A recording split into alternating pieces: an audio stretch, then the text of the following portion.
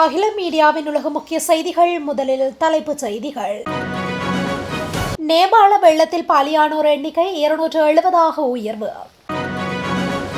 தென்கொரியாவிற்கு $125 million ஆயுதம்.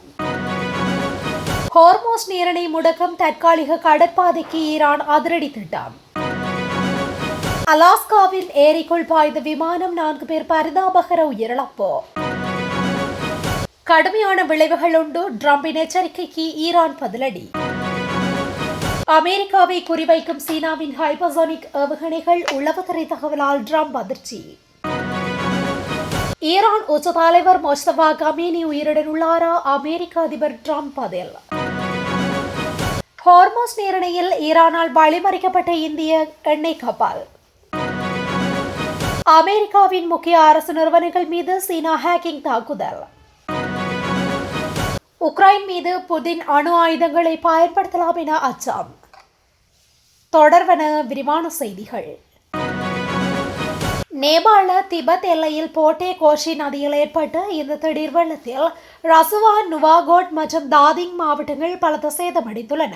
இந்த திடீர் பயங்கர வெள்ளப்பெருக்கில் சிக்கி உயிரிழந்தவர்களின் எண்ணிக்கை 270 அதிகரித்துள்ளது. அத்துடன் காணாமல் போனவர்களின் எண்ணிக்கை 1500 அதிகரித்துள்ளது என்று நேபாள காவல்துறையினர் வியாழக்கிழமை தெரிவித்துள்ளனர். வெள்ளத்தில் சிக்கி காயமடைந்தவர்களில் 66 பேர் தற்போது மருத்துவமனையில் சிகிச்சை பெற்று வருகின்றனர். வெள்ளத்தால் பாதிக்கப்பட்ட பகுதிகளில் தீவிர தேடுதல் மற்றும் மீட்பு பணிகளை மேற்கொள்ள கிட்டத்தட்ட 450 காவல்துறை அதிகாரிகள் களமிறக்கப்பட்டுள்ளனர். நேபாள வெள்ளத்தில் காணாமல் போன வெளிநாட்டினரின் எண்ணிக்கை அதிர்ச்சியை ஏற்படுத்தியுள்ளது. சீன வெளியுறவு அமைச்சகத்தின் தகவல்படி கிட்டத்தட்ட 100 சீனர்கள் காணாமல் போயிருப்பதாக தெரிவிக்கப்பட்டுள்ளது. நேபாள நாட்டின் சுற்றுலா வாரியத்தின் அறிக்கையில் தெரிவிக்கப்பட்டுள்ள தகவலின்படி கிட்டத்தட்ட 644 சர்வதேச பயணிகள் இதுவரை என்ன ஆனார்கள் என்பது தெரியவில்லை என்று தெரிவிக்கப்பட்டுள்ளது. இந்தியர்கள் 178 பேர், நேபாளத்தினர் 127 பேர், அமெரிக்கர்கள் 65 பேர், மலேசியர்கள் 53 பேர், உக்ரைனியர்கள் 51 பேர், ஆஸ்திரேலியர்கள் 35 பேர், பிரித்தானியர்கள் 33 பேர் காணாமல் போயுள்ளனர். தென்கொரியாவிற்கு அமெரிக்கா ஆயுத விற்பனை செய்வதை வடகொரியா கடுமையாக கண்டித்துள்ளது. தென்கொரியாவிற்கு ஆயுத விற்பனை தொடர்பில் புதிதாக ஒப்புதல் அளித்துள்ள அமெரிக்காவிற்கு வடகொரியா கடும் கண்டனம் தெரிவித்துள்ளது. அமெரிக்காவின் இந்த நடவடிக்கை தங்கள் நாட்டிற்கு எதிரான நேரடி விரோத போக்கு என்று வடகொரியா குற்றம் சாட்டியுள்ளது. வடகொரிய அரசின் அதிகாரப்பூர்வ செய்தி நிறுவனமான KCNA வாயிலாக வெளியிடப்பட்ட அறிக்கையில் அமெரிக்காவின் இந்த செயலுக்கு வடகொரியா வெளியுறவு அமைச்சகம் கடும் எச்சரிக்கை விடுத்துள்ளது. அத்துடன் நிலைமை மோசமானதாக அமைந்தால் உடனடியாகவும் சக்தி வாய்ந்த முறையிலும் பதிலடி கொடுக்க தயாராக இருப்பதாக தெரிவிக்கப்பட்டுள்ளது. $125 மில்லியன் ராணுவ தளவாடங்களுக்கான ஒப்புதலை தென்கொரியாவிற்கு அமெரிக்கா அளித்ததை அடுத்து இந்த ராஜதந்திர மோதல் ஏற்பட்டுள்ளது. தென்கொரியாவின் பாதுகாப்பை பலப்படுத்தும் நோக்கில் 103 AIM-9X சைட்வைண்டர் பிளாக் 2 ஆகிய ஏவுகணைகளும் இந்த ஒப்பந்தத்தில் இடம்பெற்றுள்ளது. அமெரிக்காவுடனான மோதல் நிலைமை தொடரும் சூழலில் ஹோர்மோஸ் நீரிணை வழியாக இடம்பெறும் கடல் போக்குவரத்தை ஒழுங்குபடுத்தும் நோக்கில் ஈரானும் ஓமானும் புதிய பேச்சுவார்த்தைகளை முன்னெடுத்துள்ளன. இதன் மூலம் கப்பல் போக்குவரத்திற்கான தற்காலிக பாதை ஒன்றை விரைவில் அறிவிக்க முடியும் என ஓமான் வெளியுறவு அமைச்சர் தெரிவித்துள்ளார். கடந்த பிப்ரவரி மாதம் அமெரிக்கா மற்றும் இஸ்ரேல் இணைந்து ஈரான் மீது நடத்திய தாக்குதல்களை தொடர்ந்து உருவான போர் சூழல் காரணமாக உலகளாவிய கச்சா எண்ணெய் மற்றும் திரவமாக்கப்பட்ட இயற்கை எரிவாயு போக்குவரத்தில் முக்கிய பங்கு வகிக்கும் ஹோர்மோஸ் நீரிணை வழித்தடம் பாதிக்கப்பட்டுள்ளது. உலகளாவிய கச்சா எண்ணெய் மற்றும் திரவமாக்கப்பட்ட இயற்கை எரிவாயு போக்குவரத்தில் சுமார் 1/5 பங்கு இந்த நீரிணை வழியாகவே நடைபெறுவதால் அதன் தொடர்ச்சியான முடக்கம் சர்வதேச எரிசக்தி சந்தையில் பெரும் தாக்கத்தை ஏற்படுத்தியுள்ளது. இந்த நிலையில் பாதுகாப்பான கடற்பயணத்தை மீளமைக்கும் நோக்கில் கூட்டு தற்காலிக கடற்பாதை ஒன்றை அமைப்பது தொடர்பாக ஈரானும் ஓமானும் உடன்பாடு கண்டுள்ளதாக தெரிவிக்கப்பட்டுள்ளது. அத்தோடு அப்பகுதியில் உள்ள கண்ணிவெடிகளை அகற்றுவது தொடர்பிலும் இரு நாடுகளும் இணைந்து நடவடிக்கை எடுக்கவுள்ளதாக கூறப்படுகின்றது. இதனிடையே ஈரான் மீது தற்போதைக்கு புதிய வான்வெளி தாக்குதல்களை நடத்தும் திட்டம் அமெரிக்காவிடம் இல்லை எனவும் அதற்கு பதிலாக பொருளாதார ரீதியிலான அழுத்தங்களை மேலும் தீவிரப்படுத்த அமெரிக்கா முயன்று வருவதாகவும் தெரிவிக்கப்பட்டுள்ளது. அலாஸ்காவில் சிறிய ரக விமானம் ஒன்று ஏரியில் விழுந்து விபத்துக்குள்ளானதில் 4 பேர் வரை உயிரிழந்துள்ளனர். அமெரிக்காவின் அலாஸ்காவில் உள்ள செல்டோவியா கடற்கரை பகுதிக்கு அருகே உள்ள கடல் நீரேரி பகுதியில் ஃபைபர் PA-24 ரக சிறிய விமானம் ஒன்று வீழ்ந்து விபத்திற்குள்ளாகியுள்ளது. சம்பந்தப்பட்ட விமானம் புதன்கிழமை பிற்பகலில் ஆன்ச்சரேஜ் நகரில் உள்ள மெரில்ஃபீல்டு விமான நிலையத்திலிருந்து செல்டோவியா உள்ளூர் விமான நிலையத்திற்கு சென்று கொண்டிருந்த போதே இந்த விபத்து ஏற்பட்டுள்ளது. தண்ணீரில் வீழ்ந்து விபத்துக்குள்ளான விமானம் கிட்டத்தட்ட 17 அடி ஆழத்தில் மூழ்கிய நிலையில் அதில் பயணித்த 4 பேரும் பரிதாபகரமாக உயிரிழந்துள்ளனர். விபத்து தொடர்பான தகவல் கிடைத்ததும் அலாஸ்கா மாநில காவல்துறையினர் ஹெலிகாப்டர் மற்றும் படகுகள் மூலம் மீட்பு பணிகளை துரிதப்படுத்தினர். விபத்து ஏற்பட்ட பகுதியில் இருந்த மக்கள் பாதிக்கப்பட்டவர்களை மீட்க முயற்சி செய்தனர். ஆனால் அதிகமான ஆழம் மற்றும் விமானம் நீருக்குள் மூழ்கி இருந்ததால் அவர்களால் எந்தவொரு தீவிரமான முயற்சிகளையும் செய்ய முடியவில்லை. மாலை 6 மணியளவில் மீட்பு குழுவினர் விமானத்தின் இடிபாடுகளிலிருந்து உயிரிழந்த 4 பெரியவர்களின் உடல்களையும் மீட்டெடுத்தனர். புதிதாக விதிக்கப்பட்டுள்ள பொருளாதார தடைகள் மூலம் அமெரிக்கா எதையும் சாதிக்கப் போவதில்லை என ஈரான் அதிபர் மசூத் பெசக்சியன் தெரிவித்துள்ளார். ஈரான் பொருளாதாரத்தை முடக்குவதற்கு அமெரிக்கா கடுமையான பொருளாதார தடை நடவடிக்கைகளை மேற்கொண்டுள்ளது. மேலும் ஈரானுடன் வர்த்தகம் மேற்கொள்ளும் நாடுகள் கடுமையான விளைவுகளை சந்திக்கும் என்று ட்ரம்ப் எச்சரித்திருந்தார். 1979 ஆண்டு புரட்சிக்கு பின்பு பல ஆண்டுகளாக ஈரான் மீது கடுமையான பொருளாதார தடைகள் விதிக்கப்பட்டன.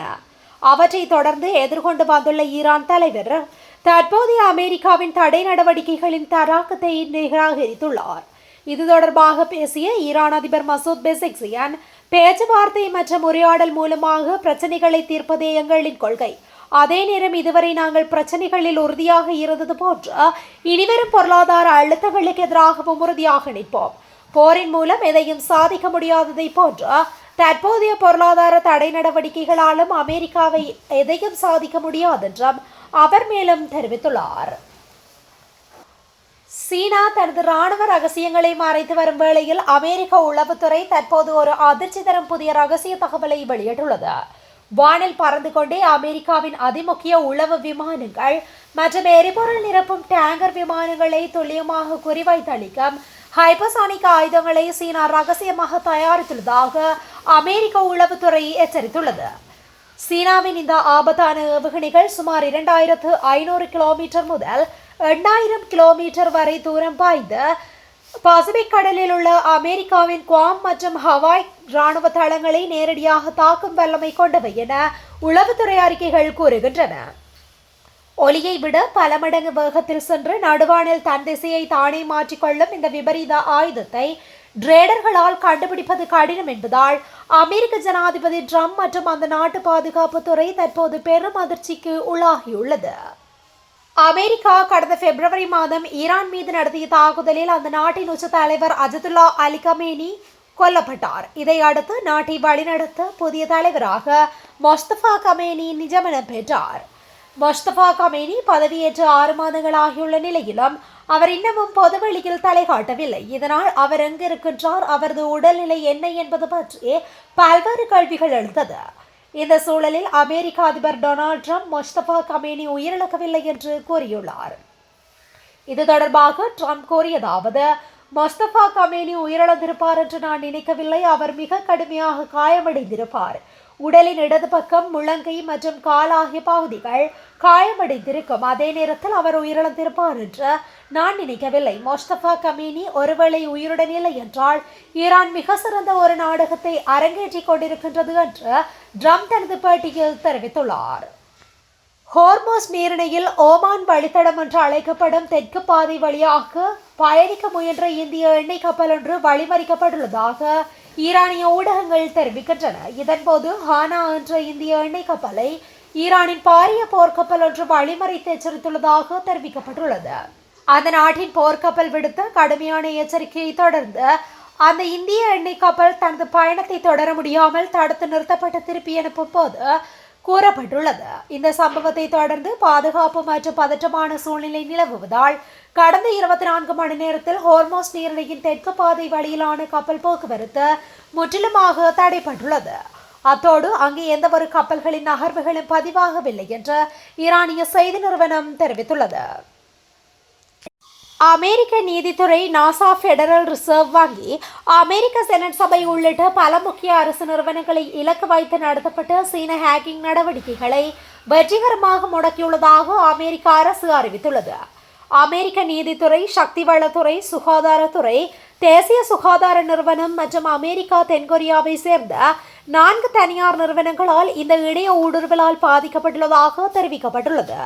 ஹேக்கர்கள் பயன்படுத்தி வந்த கியூஸ்கேன் மற்றும் கியூரிடியோட்டர் ஆகிய 2 ஹேக்கிங் தளங்களின் இணைய கட்டுப்பாடு டொமைன்களை அமெரிக்க நீதித்துறை கைப்பற்றி முடக்கியுள்ளது.